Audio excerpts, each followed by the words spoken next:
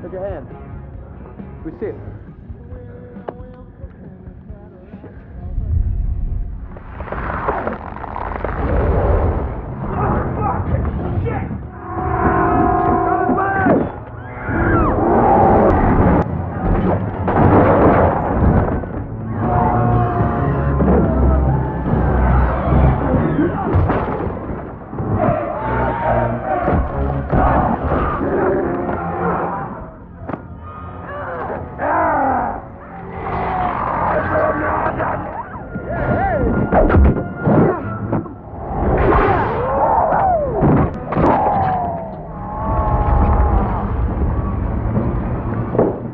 Robert Rodriguez and Quentin Tarantino, they're a match made in heaven for film lovers. Their 1996 movie, From Dusk Till Dawn, became a cult hit thanks to its genre subversion, off-the-wall violence, incredible special effects, and outstanding performances from George Clooney, Juliette Lewis, Harvey Keitel, and Tarantino himself. Spawning multiple sequels, a television series, and even a video game, decades later, it still holds up, and it's hard to think of another movie quite like it. Hey guys, what's happening? Niyat here with Film Comics Explained, and as requested, today we're exploring From Dusk Till Dawn.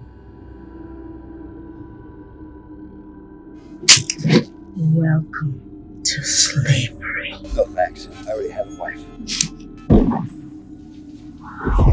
The main antagonists of the film are the Culebras, a semi-reptilian race of immortal and feral creatures that feed on blood, originating from Xibalba, the first realm, where they were slaves to demons. The 9 Lords of the Night were faithful men and women who worshipped the serpent god, Amaru, and came from the first realm. The oldest of them sacrificed a woman into the pit, transforming her into the mistress of the night, a Culebra, the harbinger of the next realm. These vampires from Mesoamerican, Mayan and Aztec regions look more like snakes than bats and have a reptilian form. They have monstrous faces, cone-shaped fangs, claws, flaked skin, vertical pupils and glowing eyes. The blood of the living is the main component of their diet, and they lose themselves to their animal instincts and bloodlust when in the presence of tasty humans.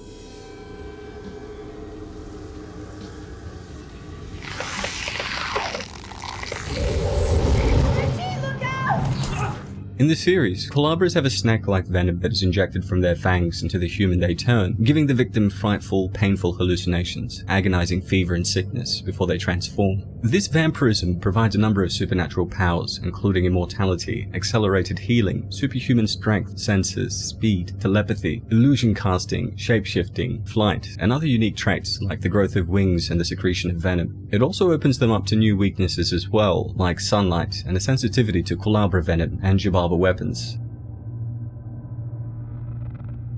Written by Tarantino and directed by Rodriguez, From Dusk Till Dawn kicks off with a liquor store robbery by the infamous Gecko brothers, Seth and Richie. Things quickly go awry, with the two murdering the sheriff and attendant before setting the entire store ablaze in a very memorable opening scene. Low profile. You understand the meaning of the word low profile? The pair are essentially on the run after a bank robbery and need to make it into Mexico to meet up with their contact. Of course, the fugitives would never be able to get through normally, so they find an unsuspecting family, the Fullers, and force them to sneak them across the border in their RV. You can all live forever, or you can die this second. I don't give a shit which. So you help us get across the border without incident, and in the morning, I'm gonna let you guys go. For the first half of the movie, it's a suspenseful standoff between the Geckos and the Fullers. The father, Jacob, is a former priest suffering a crisis of faith after the death of his wife, and his gutsy kids, Catherine and Scott, are feisty, trying to convince their father to rebel against Seth and escape at every opportunity. The characterization of both the Fullers and the Geckos develops in this first sequence, and it's a fantastic neo-noir setup, one that is soon flipped on its head. The gang make their way into Mexico and arrive at the Titty Twister bar, where all hell breaks loose, literally.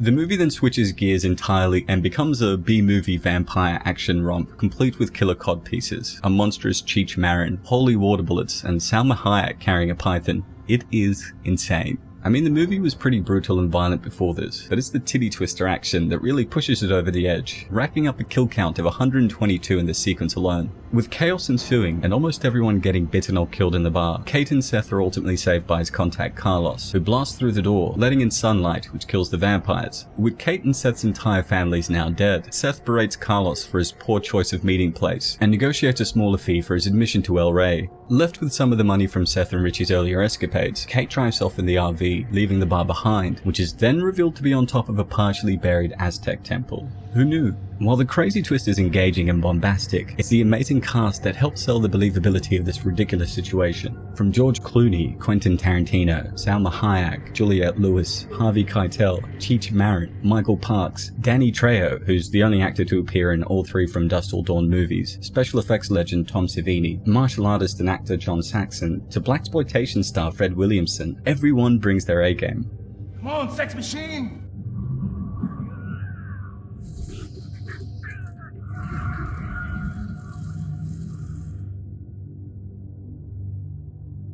So, how did this film come to be? Tarantino and Rodriguez had been good friends since they met at the Toronto Film Festival in 1992. They met up in the lobby, having both just released Reservoir Dogs and El Mariachi respectively, and became fast friends. They both had similar filmic sensibilities, and were up-and-comers with quirky approaches to filmmaking. And of course, they both had a penchant for outrageous violence in film.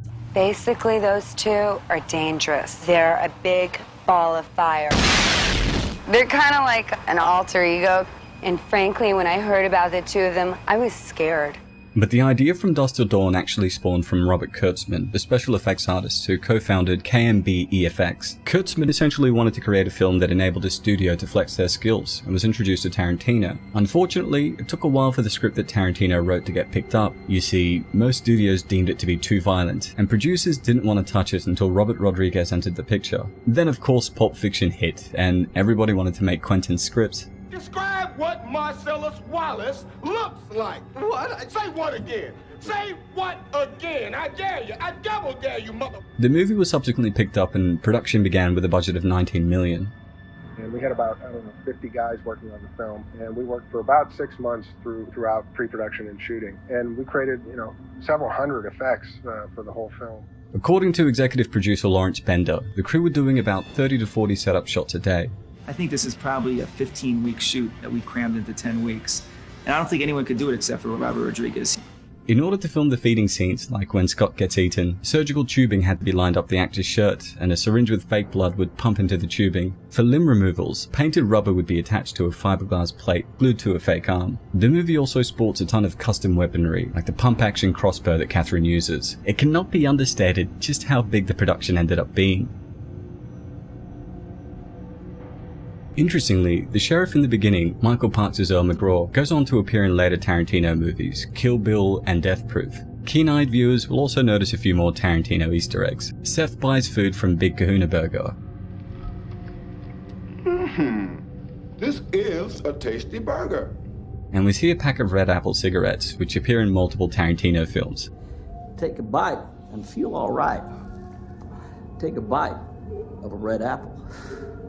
Ultimately, though the movie did well at the box office, making $60 million against a $19 million budget, the critical response was a bit mixed. Roger Ebert gave it a hearty 3 out of 4 stars, but most others panned it for being far too violent. Of course, as we've uncovered in many of our videos over the years, many of these critics were jabronis. The movie is admittedly a bit messy, since it does feel like 2 different films crammed into one, but the bait and switch nature of the action is part of what makes the movie so memorable. But with that said, of course, I'd love to hear what you guys thought about the movie, so please share that in the comments below. Don't forget to hit like and subscribe if you enjoyed the video, come join our regular streams on Twitch, and yeah, if you have any other suggestions, feel free to leave them in the comments below. As always, it's been a pleasure. Niyat here with Film and Comics Explained. Thanks for stopping by.